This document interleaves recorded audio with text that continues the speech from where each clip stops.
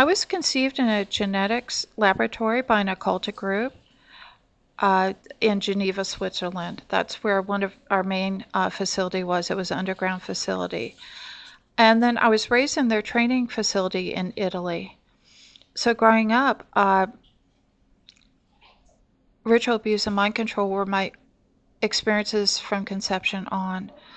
All of my family members, friends, and mentors were part of this group, and growing up, I was surrounded by it. Everyone I loved and cared about and was attached to was part of the group. And the first 3 years of my life, I was actually raised in the training facility, so I didn't know anything outside of the group. Then I was hosted out to other countries as I got older.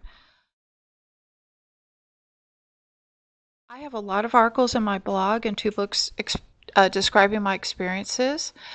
And I have even a section called Programming where I describe the programming that's done to people in the group I was in. Another section on early childhood, and that describes some of my childhood experiences, or I think it's called Growing Up, sorry. And it describes some of the childhood experiences. But mainly I experienced torture, manipulation, and mind control, and attachment bonding that began in the womb prenatally. In our group, we had birth mothers that were not the genetic mothers that were given to our group by other groups as what was considered a tithe to them. And the birth mother is a teenager. My birth mother had just turned 19. They're typically anywhere from 16 and a half to 19 years old. And she'd been trained herself for years to be my primary trainer. And she was. When I was conceived and implanted in her, she was my first trainer. She spent the first few weeks attaching me to her, telling me that she loved me and she was glad I was there, and what a wonderful child I was and things like that, which a fetus loves to hear. I was implanted with 12 other zygotes. Over the course of the pregnancy, though, one by one, they destroyed the other zygotes until the zygote that they wanted to live was the last one remaining, the one that they wanted to keep, and that was me. And that created a lot of survivor guilt, too, because, of course, I was told things like, well, you lived and they died, and it's your fault because you're taking up too much room in the womb, things like that. My birth mother also, after the first 6 weeks of attachment, she also became very abusive and manipulative, asking me to take pain for her, telling me, or she would be tortured and screaming and saying, I can't take it anymore. And then she would say, take it. And then she'd say, take a demon, take on this demon, and you can take it for me. And because I loved her, I did. And you may wonder, how can a small fetus or even a newly conceived zygote understand? It's through their spirit. The mind doesn't understand, but the spirit never forgets anything. It's kind of like when people, have no recorded brain activity in the hospital, they're in a coma, but later they can remember everything that was said around them. It's that same thing. I can't tell you all the biophysiological reasons why a young fetus can understand, but they do. And they do understand at an early age much more than we give fetuses and infants credit for. But anyway, so prenatal training, torture, and manipulation and attachment were all part of my experience, and it continued through infancy and later childhood and into adulthood when there was regular reprogramming. The context was to create a mind-controlled agent who could do numerous missions in a variety of settings for the group. This included having several presentations in several countries. I'd have a presentation in country A, country B, country C, country D, country E, able to speak those languages, and a multitude of skills that I could pull on so that I could fulfill any mission that I was asked to do. But I also, in those countries, I had presentations and full cover stories from birth on so that I could identify as as growing up in that country, and it was believable. And of course, my twins and I also had doubles, we all traded out with one another. That was common in our group. So I would spend about 2 weeks a year, say, in my American presentation, 2 weeks in a couple in another European country, 2 more weeks in another European country, 2 weeks in Israel, and 2 weeks, say, another country. But my main time was spent growing up in Italy in the facility. That was home for me. That was my home base. And I was programmed to seriously always want to go home. And I also had a cover. I was also a trainer for the Illuminati. That was one of my covers.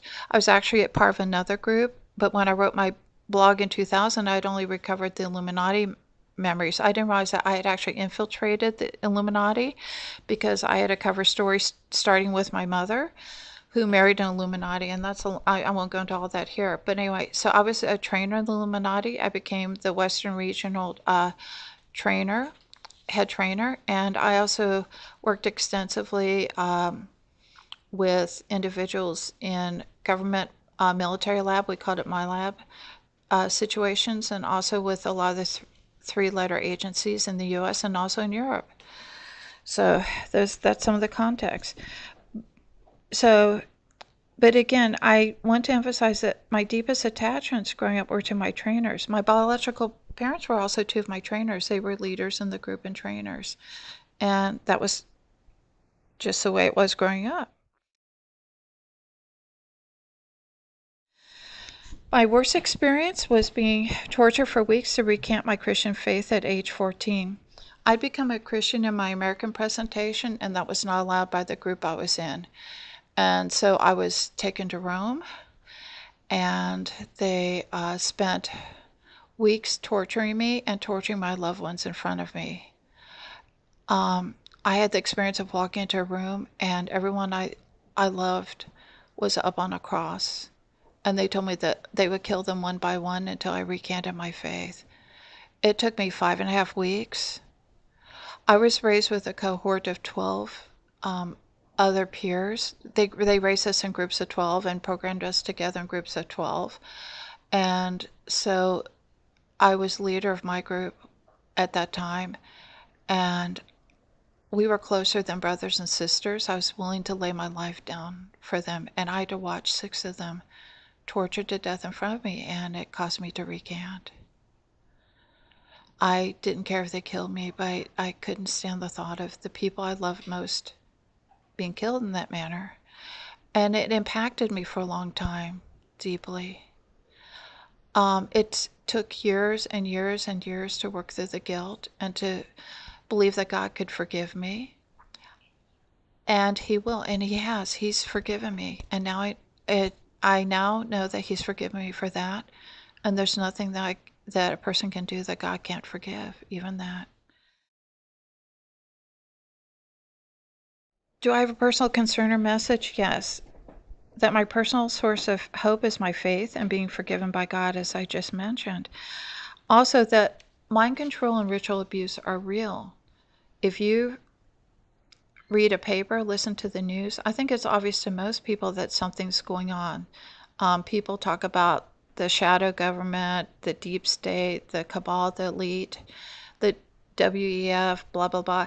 And it's obvious that there are people running things behind the scenes. Well, it's the occultic groups, the occultic societies.